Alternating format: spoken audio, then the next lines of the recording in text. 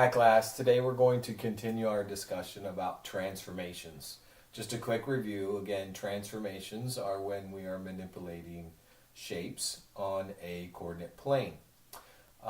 This is part of the geography lesson in our 8th grade standards, 8G. And as we introduced the section on transformations, I had mentioned that 3 of the 4 transformations that we're going to learn about, the resulting image is congruent to the pre-image. In other words, the resulting shape is exactly going to be the same size and shape as our original pre-image. We'll talk about the 4th one later, where it's no longer congruent. That one ends up being similar but not congruent. But today we're going to talk about specifically translations. Now, translations are when we are manipulating the shape, but we're simply sliding it left or right, and or up or down on our coordinate plane. What I want you to notice throughout this video and this example is that the orientation of the triangle doesn't change. We don't rotate it. None of the points get closer or further away from any of the axes than what they originally started with respect to the shape that they're in. So let's go ahead and jump into it. I have a triangle drawn up here, triangle ABC. And you can see it's located in the first quadrant.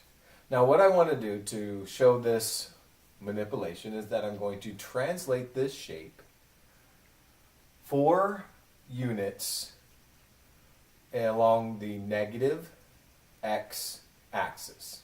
In other words, as we've talked about before, going in this direction along our x-axis, we would be increasing our x values. And if I was going along this way, along our x-axis, I would be decreasing our x values. So in this case, I'm going to translate this shape a negative 4 units in the x direction. So in other words, from this point right here, I'm going to start with point A, and I'm simply going to go in a straight line 4 units. So that would be 1, 2, 3, and 4. So my resulting point after that translation, I would label that with a tick mark, and I'm going to call that A prime.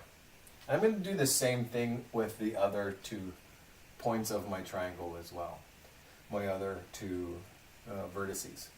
So again, I'm going to go 1, 2, 3, 4. So this point right here is now B prime. And then for C, I'm going to go 1, 2, 3, 4. So that's my new C prime. Now I'm not going to fill in the triangle yet because I want to perform one more translation. As you'll see, it's very common when we will move both along the x-axis, in which we're moving left or right, but we'll also move along the y-axis, in which we're moving up or down. And then in this example, we're going to translate 2 units upward. So we're going positive values along the y-axis.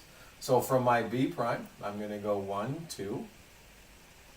And now I'm actually going to call this B double prime. We'll talk more into when we use prime versus double prime at a later lesson. But for now, if you just, we're going to translate each of our new points 2 units up. So I started with B. I could have, went with anyone, of course. But I'm going to take C and do that too as well. So that's going to be C double prime. And then my A prime, I'm going to raise that 2 units in the positive Y direction. So now that becomes A double prime. So I know I have a lot of dots in here. Let's go ahead and fill in the triangle. And so our resulting shape is going to look like this. So as you can see, the 2 shapes appear to be congruent. Again, not exact scale because I'm using the whiteboard here. But you can see that both triangles result in the same size and shape. I didn't rotate the triangle at all. I simply slid it left, or another way to say that is along the negative values of the x-axis. And then I translated or slid upward or a positive 2 units along the y-axis. And that is our translation. Now how I would write that is simply x x minus 4, comma, y plus 2. Now, in a later lesson, we will get into what the actual rules are and why we want to write it like this, just in a real quick summary, so that any point that I have on this triangle, not just the vertices, but if I take any point on this triangle and I subtract 4 units from its x value and I add 2 units to its y value, I would end up with its corresponding point on our triangle ABC double prime. So thank you. That's it for translations. I appreciate it and hope you have a great night. Thank you.